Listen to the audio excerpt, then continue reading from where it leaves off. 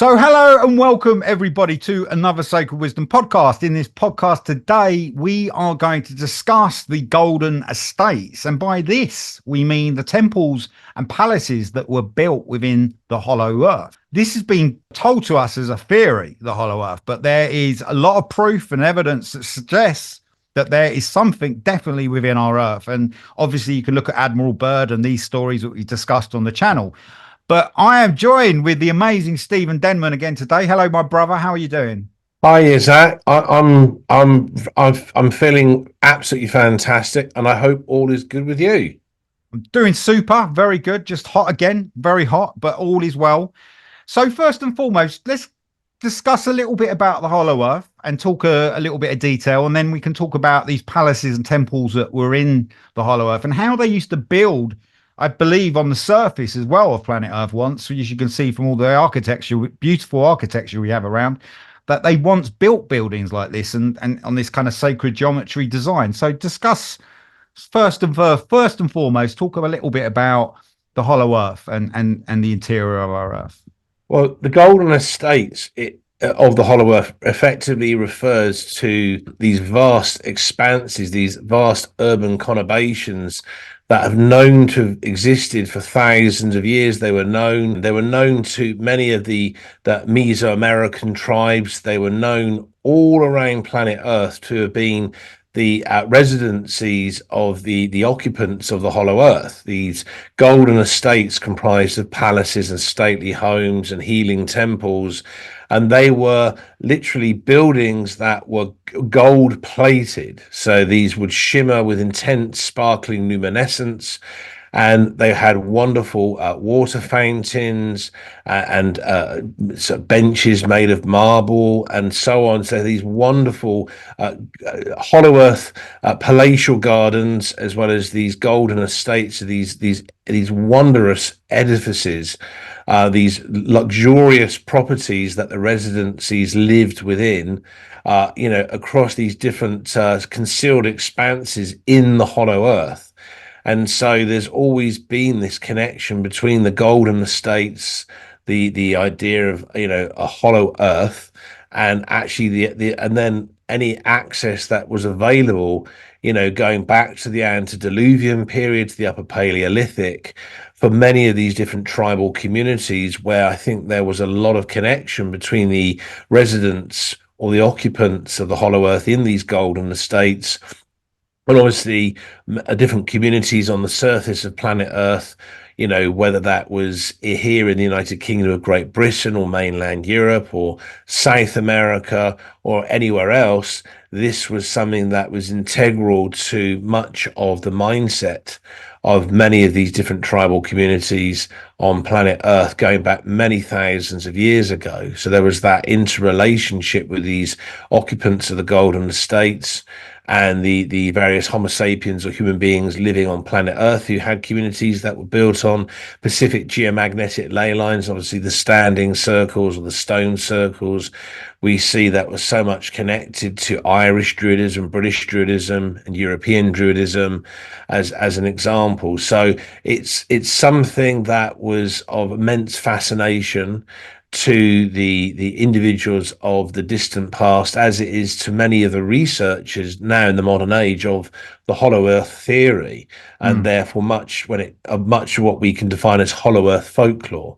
And just that, with the interest of where, in the sense of information, has this come from folklore? In the sense of where you got this knowledge from? Is this from Native American folklore, or you got some of the stories from Native American folklore, but you also got it obviously from the lost cities of gold that was purported to have existed in parts of Central America and South America, but again, not on the surface. It's believed that these were in subterranean expanses and were never really located, were never really found, although we know that for the Incas and for the Aztecs and so on, the use of gold was of tremendous importance to them in terms of religious and cultural practices. Wasn't looked to like in a sense of way we see gold today, we see it as a monetary value. It wasn't looked upon like that, was it? No, it had much more spiritual and esoteric connotations.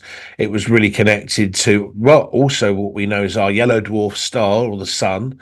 So there was a connection made between these Mm, golden estates and, you know, literally solar radiation. Also, this would then connect to the inner sun or the central sun of the hollow earth and these golden estates that would have really reflected the photonic wavelengths of the central sun or the hollow earth sun in a very different way as to the way the streams of photons or the wavelengths of luminescence from the yellow dwarf star, our sun, that planet Earth, purportedly orbits. The luminosity and the reflectivity would be quite different in terms of wavelengths. So there was a much more esoteric aspect to the use of gold in the construction of the various edifices of the golden estates of the Hollow Earth. And this was very much known to many of the different tribal communities, whether that was on the North American continent or in Central America, South America, or anywhere else on planet Earth, going back again into the antediluvian period, going back into the Upper Paleolithic, and from there into the New Stone Age and so forth. And this is something that isn't really discussed at any length. And again, it comes down to this sense of complete ignorance or the sense of just ignoring the mm, fact that the hollow earth is a concept that needs to be given serious mm. academic consideration, but I it mean, there's a isn't lot by of people. I really any mean, individual from Western science. It's just completely ignored. just so people new to the idea of the hollow earth or theory, the supposed theory is that is on the North Pole, there is an entrance, it's actually concave and goes inwards. And then the same on the South Pole as well. And you had, of course, Admiral Byrd, who was part of the US Navy, who did, I believe, up to 9 missions, I think, actually to the North and South, more to the South Pole. So in Admiral Byrd's diary, he describes there being crystal-like cities, and he actually, yeah. So what do you think on that? I mean, I don't know what to make of the diary because it could have been edited, it could have been changed. We don't know, Again, but it's open to speculation. Nobody really knows that the actual, in terms of the actual detailed um, observations that were made apparently by Rear Admiral Richard Evelyn Byrd from the United States Navy or the USN during those many years ago on his excursions. Again, all of them, but I think he did one excursion to the Arctic North Polar region that I'm aware of, right, okay, it was only one. in terms of an aerial reconnaissance. And so we know, for example, that something definitely happened. Yeah. Exactly what's happened, we're not really given that information. We're given a summarization of what happened. Mm, But again, in terms of these golden estates, these go really much. They're known to exist very much in the most extensive depths of the Hollow Earth, and I don't right. think that he, as an individual, in terms of an aerial observation that was made by him, was something that he actually observed. So we know that he apparently had entered the edge of the North Polar opening into the hollow earth, and I think that's when he had his encounter. And again, what we're told by Rear Admiral Richard Evelyn Byrd is an account of what he perceived. How authentic that is, again, to some extent, is open to speculation, Yeah. because we have no idea what kind of occult technology many of these ultra terrestrials or extraterrestrials could use in terms of mental projection, in terms of mind control, and in terms of literally manipulation of the visible light spectrum when it Yeah. comes to a Homo sapien or a human being observing their activities or their urban dwellings, where they may be actually docking or stationing their own spacecraft that we would refer to now as UFOs. Again, it's open to a lot of speculation. and all we really have is that those diary entries from Rear Admiral Richard Evelyn Byrd, but no information on the Golden Estates. I mean, that's really information that comes from much older But it's sources, as I kind of mentioned earlier in this Sacred Wisdom podcast. the reason why I was mentioning Admiral Byrd is just gives us some idea that there is something in Yeah, this North and South Pole entrance that right. he definitely encountered something very bizarre. So there is, it's for people out there who speculate the idea of a Yeah. hollow earth. There is a lot of truth to it, and I advise everybody to see the episode on our channel, on the And channel. when it comes to individuals like Stephen Clark Curry, who came Yeah. from the cityscape of Provo in Utah in the Western United States, unfortunately, he never actually made it to the Hollow Earth and this rather grandiose Hollow Earth expedition that he had planned. But And wanted to again, it's go on it. open to speculation as to what he may or may not have located within the Hollow Earth if he had actually managed to reach that location. But we know that Stephen Clark Curry had done extensive studies into Hollow Earth folklore. He was Mm, very much aware of these golden estates and the crystal cities of the Hollow Earth. He mm, was very interested in the physics of the central sun, or the Hollow Earth sun, and how that was able to resonate, how it was able to emit photons yeah. in terms of its comparison to our own yellow dwarf star in the solar system. So this is open to speculation.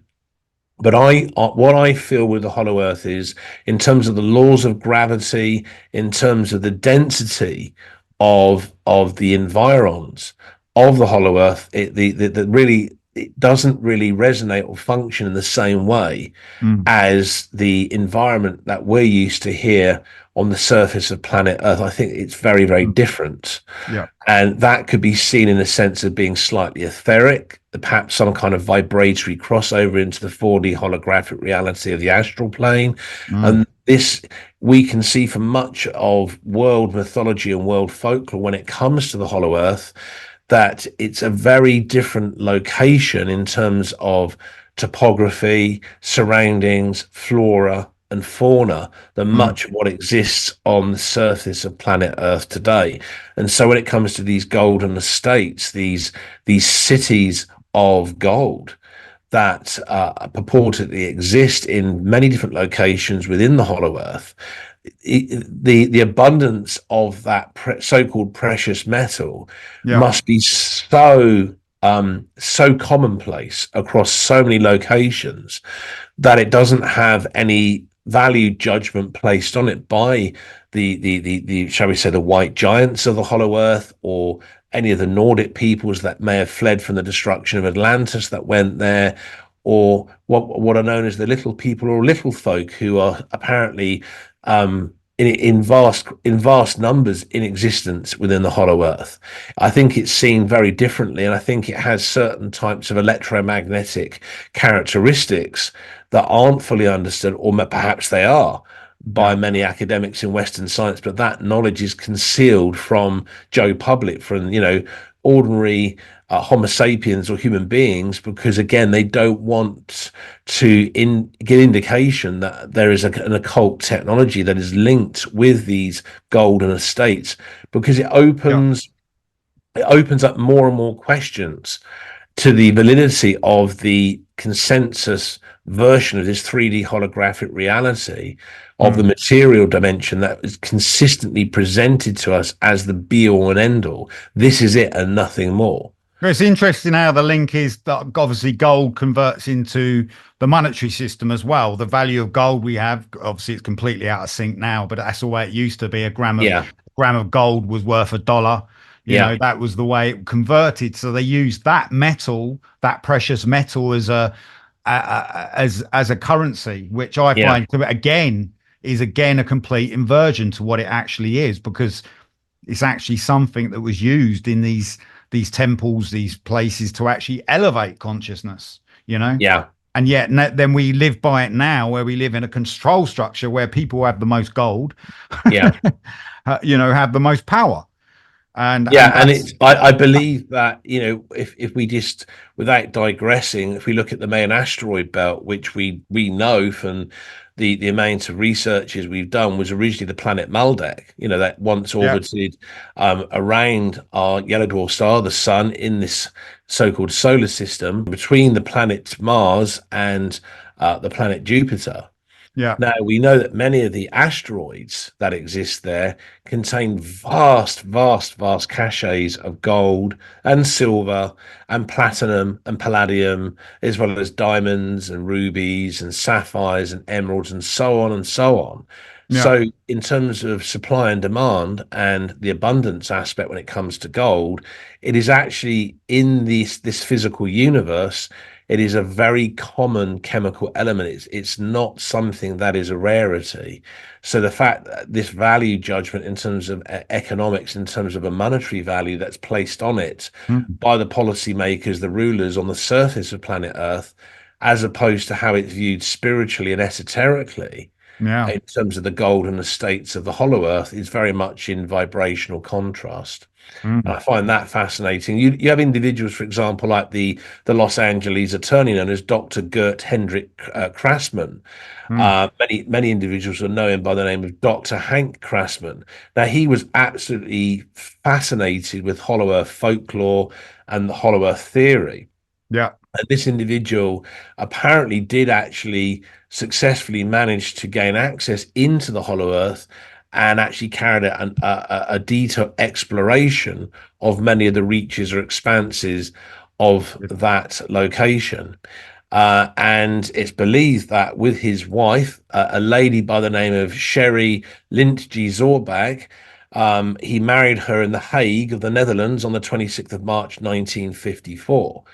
And he actually met an individual from the Waltz clan of the Pueblo Hopi Indians by the name of Carl Kapavi Waltz. And Right. this individual knew where there was a number of entrances into the Hollow Earth.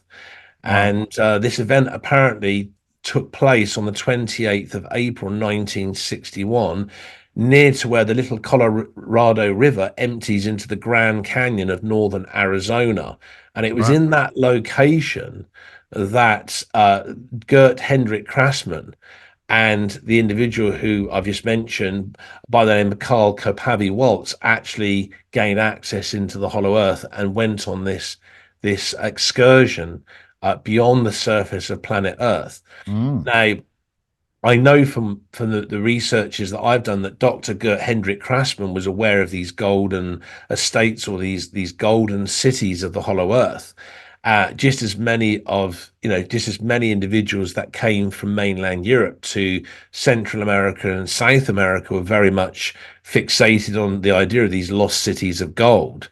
And it was initially believed just by the many of the explorers to the New World that these lost cities of gold had existed on the surface in many remote locations in Latin America. But Ah. then it then became rather apparent after extensive exploration and reconnaissance has been done over many years that this was not the case, and it's much more likely we can posit that these, again, the lost cities of gold existed under in subterranean reaches or expanses under Latin America. And again, Wow. we have that connection again to the Hollow Earth just from looking at that. So, Well, interesting. there's been a lot of different individuals who have really tried very hard to gain access into the Hollow Earth and have been Mm. unsuccessful. Mm. But we know from the actual the excursion of Dr. Gert Hendrik Krassman that it is likely that he and Carl Kapavi Waltz of the Waltz clan of the Pueblo Hopi Indians did successfully enter a geological entrance around the 28th of April 1961, near to where the little Colorado River empties into the Grand Canyon of northern Arizona. We have to remember the Grand Canyon has always been But connected to Hollow Earth folklore in mm, terms of there being large very numbers of entrances that lead down into the golden estates or the golden cities of the Hollow Earth in that location. good. So, what was it that Dr. Gert? What did he find when after he came back Well, from we this know that excursion? in that location in the United States of America, there's long been a cultural link to the Lost Dutchman gold mine. Right. And this is supposed to be a vast subterranean area. There was this large caches of this precious metal. So again, we can posit the idea that if this lost Dutchman gold mine in the United States of America, in that sort of general vicinity, was a location where vast caches of that precious metal, in huge quantities, we're talking about here, Yeah. were actually, what hadn't been extracted, hadn't been refined, and obviously then what for whatever industrialized usage. So would that also be the case that if you go further into the depths below the surface of that area in the United States of America, that the Lost Dutchman gold mine was really just a much more upward surface location, and perhaps many of the residents of the Hollow Earth themselves have been actively extracting this precious metal to Mm. construct their golden estates full of, stately homes, full of palaces and healing temples. Again, I'm just putting it out there as speculation. It's But the interesting. fact that, Dr. Gert Hendrik Krassmann and Karl Kapavi Waltz purportedly found an access route into the Hollow Earth, and one of the motivating sort of impulses, I would say, for many individuals when it comes to the Hollow Earth is to discover, precious metals, is to discover different devices or gadgets that we can define as occult technology, or to find the remnants of buildings or edifices from some unknown vast civilization that existed in the antediluvian period, that existed in the Upper Paleolithic, perhaps was connected to the civilization of Lemuria, or the civilization of Atlantis, and so on and so on. Mm. But I do believe these golden estates were most definitely authentic. I believe that the actual resonances, the vibrations that they were giving off were somewhat etheric, and again, were not really in the same sense as the more solidified version of the precious metal of gold that we know on the surface of planet Earth. This Pueblo Hopi Indian had a detailed understanding of the lost Dutchman gold mine in the United States of America, and he shared this information with Dr. Gert Hendrik Krassmann. And this, I think, became a motivating compulsion for his need to find the Hollow Earth, because he wanted to discover these golden estates or these golden cities, and perhaps even communicate with the residents or occupants of the Hollow Earth. So Mm. that's very interesting itself. I mean, there's a lot more to the actual narrative of story and the story concerning the Lost Dutchman gold mine, but in terms of the time we have available in this Sacred Wisdom podcast, it's too much to go into. So I'm trying to obviously summarize it as best I can, to make it as succinct and as relevant as possible. That's But so cool. yeah, so we know that there's definitely access routes, or geological conduits under the United States of America, and therefore more than likely under different expanses in Canada, Yeah. that go down into the Hollow Earth, where these golden estates do exist. Why was it called the Dutch gold mine? What was the Because the great great grandfather of Dr. Gert Hendrik Krassmann, known by the name of Jacob Roland Waltz, had come from the Netherlands and had migrated to the United States of America, and right? he was the individual that found this Found, yeah. cache that, well, conveniently found this so-called area. So Right. that in itself is, again, a motivating compulsion that obviously Dr. Gert Hendrik Krassmann, um, you know, had to go and find this location into the Hollow Earth. And I think when you have an individual like the Pueblo Indian Karl Kapavi Waltz giving him this information, and the fact that his great great grandfather Jacob Roland Waltz had lived with the Acoma Odman or Pledge River people, which were a Native American tribe, sometimes called the Pima Indian, in the Superstition Mountains that spans across Maricopa County, Pinal County, and Gila County in south central Arizona, is very important to take note of, because obviously, as an immigrant from the Netherlands in mainland Europe, he was then given information by this Native American tribe Mm. concerning entrances into subterranean reaches within in that location in the United States of America. So it's the Superstition Mountains again. It has got a whole level of narratives concerning very unusual events. A lot of paranormal activity goes on around there. There's been huge amounts of UFO sightings there. Mm. Again, too much to go into in this Sacred Wisdom podcast. It's far too detailed, and we'd go off at different tangents with this information. So, but to really summarize it in a very clear way, the hollow earth does not function in terms of the laws of physics that we have been given and that has been presented to us by Western science. Yeah. So, Well, literally, human consciousness or human awareness has been structured to think in a certain way in terms of indoctrination in schools, colleges, and universities when it comes to the idea of what planet Earth is about. yeah, yeah, for And sure. these golden estates represent literally supernal urban dwellings of the residents of the Hollow Earth. And you just imagine what it must be like with the luminescence, the photonic reflectivity from these golden estates, these wondrous palaces, these beautiful water fountains, these incredible expanses that are so ornate, so luxurious, Mm. and the actual precious metal itself doesn't really have any meaning in terms of a monetary value as No, it's gold not is given relevant. on the surface of planet Earth, and how that interconnects with the third party debt usury system that all Homo sapiens or human beings have predominantly got very used to. Mm, mm. And that's kind of programmed us out of so many things. And what, like we Yeah, discussed in many episodes, is about this ether. And obviously, if we're using that ether and we have that energy around us, we wouldn't need to use yeah, money in that way. And these yeah, precious metals would have other functions. And yeah, I mean these palaces, these golden estates, they yeah, would have been once upon a time on this planet, on the surface of the planet. Obviously, as mm, things happen, catalysms and all this over yeah. time, they moved into the earth, of course, and that would make sense. Or maybe Uh, they existed already. And it took absolutely, and it took quite a while for Jacob Roland Waltz to gain the absolute trust of these Pima Indians in the Superstition Mountains in south central Arizona. But Yeah. once he had, he was shown many of the entrances into the Hollow Earth, Right. and they actually then asked Jacob Roland Waltz to take sacks of salt or sodium chloride to what the Pima Indians referred to as the undergrondsi mensen, or underground people of the Hollow Earth.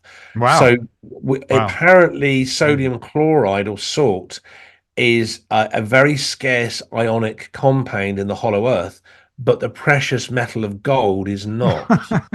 So this Let's go to the individual, Hollow Earth. yeah, he was able to then to go there and exchange the salt of sodium chloride with these underground mensen, or underground people. Wow. And then he would be given huge sackloads of gold in return to the surface. And this Wow. is the same, obviously, precious metal they were mining in the same subterranean reaches or locations to construct the various buildings or edifices of their golden estates. Yeah. So, So very interesting. So under the North American continent, there's obviously numerous, very, very, very well concealed conduits or geological entrances that wind downwardly into openings of the Hollow Earth, where these golden estates are shimmering and sparkling in the mm. photonic wavelengths of the central sun.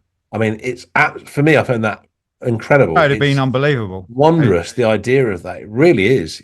And obviously, they would have been built on ley lines as well, and the Yes. position in a certain way for the geometry and the way they're positioned to And there's capture many the light and interdimensional stuff. portals into different locations within the 4D holographic reality, the astral plane within the Hollow Earth. And Mm. again, a lot of that is never going to be just, you talk about layers and layers of scientific speculation So, do you think that this isn't guy? really going to be given any consideration by academics in the Western world at all. Do you think this gold was kind of like some way access to frequency? Is it was or it was, maybe through sound and that the gold. Because how many people in the Oh world yeah, would have enough money? You'd have to have a lot of money to have a lot of gold. But if you built a whole room of gold, for yeah. example, and you resonated a Schumann resonance, or a frequency within that room, we will never know, because we never get to that point of having that much gold or access to that, unless we know somebody who's got a gold room. But how that metal was interacting with our frequency, I'm just interested in I how. think when it comes to the nearest, I think a lot of individuals can really conceive when it comes to the idea of gold being a sort of very esoteric Mm, and rather, shall we say, rather supernatural or paranormal in its existence as a precious metal, is really when you look at Western alchemy and Eastern alchemy and how important that this precious metal was mm, to alchemists in terms of it being something to true. aspire to, because it's what it, in terms of occult symbolism, was what it represented and Mm. still does in the modern age to Like a those godhead, alchemists isn't it? that are still involved in such practices. So that's very much in alignment with the residents or occupants of the hollow earth that live within these golden estates. You've got Yeah. to remember, many of these golden estates had various various aspects to do with, shall we say, the hollow earth architecture that included the use of different types of quartz crystal that was Right. then integrated with the various gold ornaments and the various features from hollow earth architecture in the various palaces and stately homes. They would have combined different types of completely pure crystals with Mm, that precious metal in the construction of their ornate and luxurious edifices that collectively became defined as these golden estates that so many of the Native American tribes, not just in the United States of America, but in the Dominion of Canada, became very aware of over many aeons. yeah. Yeah. And you take a look, for example, of the actual behavioral psychology of the various Native American tribes in the United States of America and in the Dominion of Canada. They never really put any kind of financial judgment on that precious metal because they weren't involved in the development of currency, Mm, because they use different kinds of bartering and as a form of trade between different tribal communities on the North American continent. So again, it's that completely different perception that was placed onto that precious metal. And I would say, again, you could say it's putting it out there as speculation, but you look at the relationship that many of the Native American tribes had with the Bigfoot or Sasquatch, with various types of ultra terrestrials or extraterrestrials such as the Nordic Pleiadians, and also even with the Zeta Reticulan type A grays, the Zeta Reticulan type B grays. That we know that there was a lot more going on when it comes to the use of the precious metal of gold, which is also very important to much of the occult technology of these different ultra terrestrials and extraterrestrials.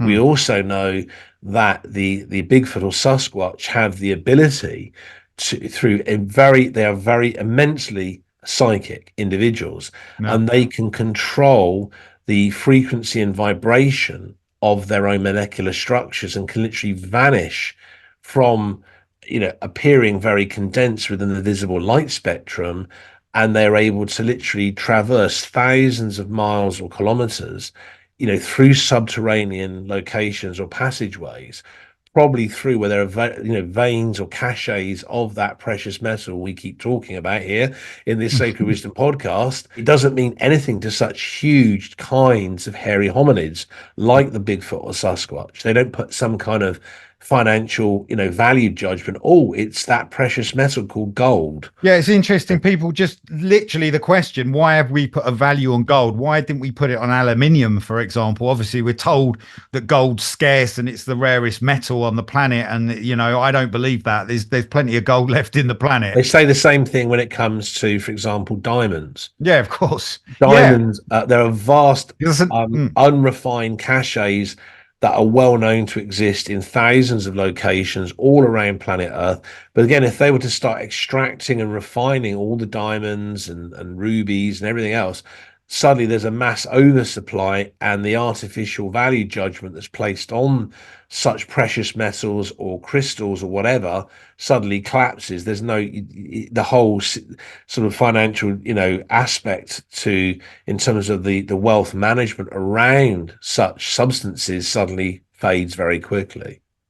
Yeah, and that's kind of what we understand. These metals, these minerals, in the past were actually used for healing qualities, and we kind of lost that more and more. And it's also a way that we've been separated from this as well. So our programming that we see the world, we're seeing that as we Yeah, have to attain that. We have to physically work our energy to gain that wealth, gain that gold, or however.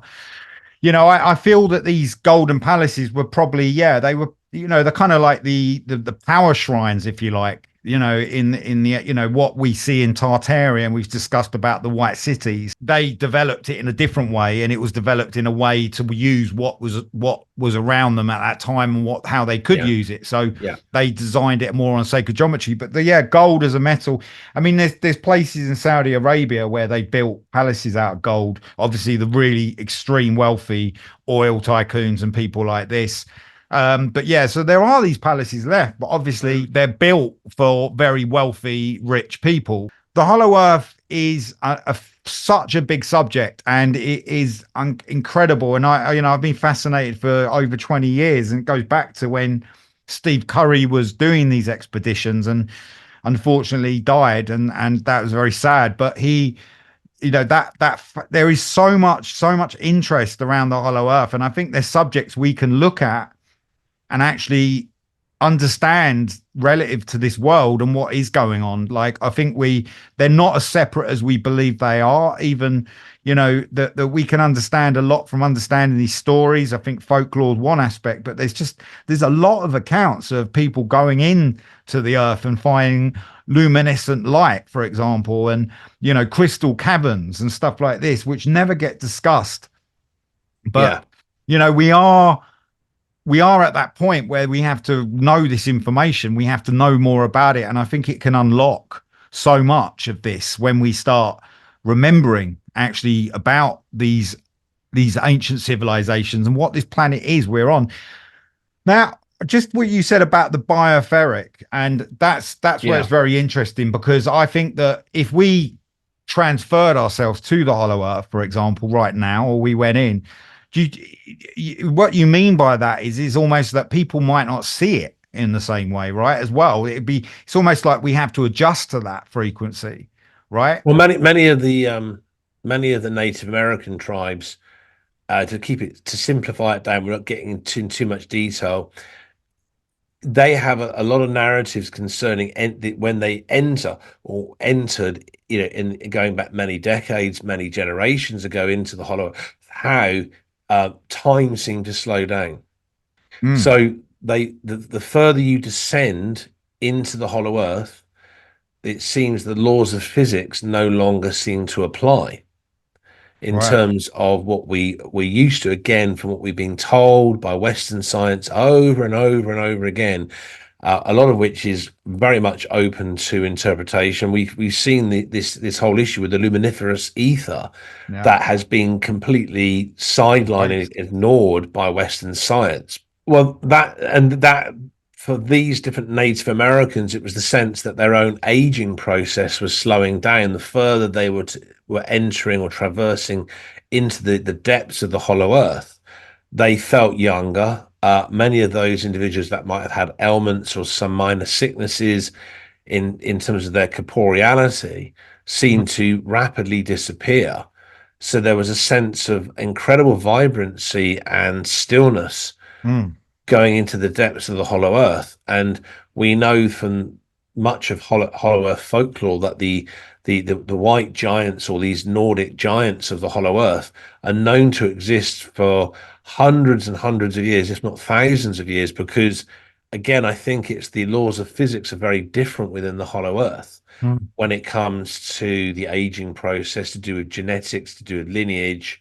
And I think so these opulent, edifices and luxurious looking buildings of the Golden Estates were very, very much really part of the occult symbolism of the long-term, presence that the residents had established for themselves by existing and reincarnating within the hollow earth, because it said we have long-term opulence, we have long-term spiritual wealth, long-term esoteric knowledge and awareness and understanding, Mm, and these golden edifices were the literally their holy chambers. They were their hollow earth shrines.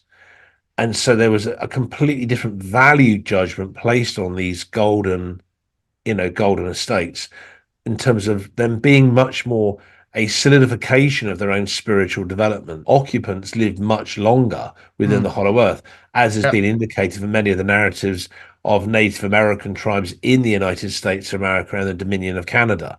And it's interesting. There's the really historical timelines and narratives in regards to what happened with the Native Americans, with the destruction of so much of their cultural identities, where they had lived for thousands of years across the North American continent. It was a deletion process, I think, to conceal their cultural and spiritual links to the civilization of Lemuria, to the civilization of Atlantis, and also to much of the golden estates and the various occupants of the Hollow Earth. I think it's interesting you just said that about, it reminded me in the Olaf Janssen story, how the giants, he stated that the giants told him that they lived till 800 Earth years. Yeah, that's That right. was the kind of average age.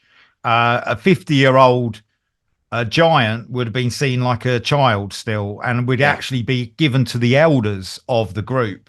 yeah, So the parents wouldn't. And I find that interesting. I think we live very short lives on the surface. yeah, We're much shorter than we believe. Obviously, yeah. some people live long lives, or maybe we just live the lifespan that we're meant to in a way. It's yeah, incredible. I mean, another example of from Hollow Earth folklore is the information that was brought together by the devout Christian known as Bruce Allen Wharton in the United States of America. And this Right, was a narrative that he wrote about concerning a Western occultist by the name of Ward William Anthony Morgan, who was right. actually, well, apparently or purportedly sent to the Hollow Earth with an inner Earth guide, and he apparently accessed the Hollow Earth through some kind of etheric-based luminous cavern in the farthest reaches and crevices of the Mammoth Cave, which is located in Edmonson County in south central Kentucky on the 12th of August, 1826. Wow. So that's interesting. There's a little glimpse there, Mm, a little indication of the various kinds of narratives when it comes to this Hollow Earth folklore. And there's mm. many other accounts like this. But so we know that there's a lot going on in the Hollow Earth that's been Certainly is. consistently, suppressed and concealed from Joe Public, from ordinary men and women who are defined as Homo sapiens, or human beings here on the surface of planet Earth, where most individuals are living rather mundane lives, just trying to get on with their own existences here, and it's been shaped that way. Mm, So that it's this constant drudgery mm, and the routine of existing as a human being here on planet Earth in this so-called material world, where mm, all of this information is edited out, concealed, censored, suppressed, sidelined, ignored by Western science.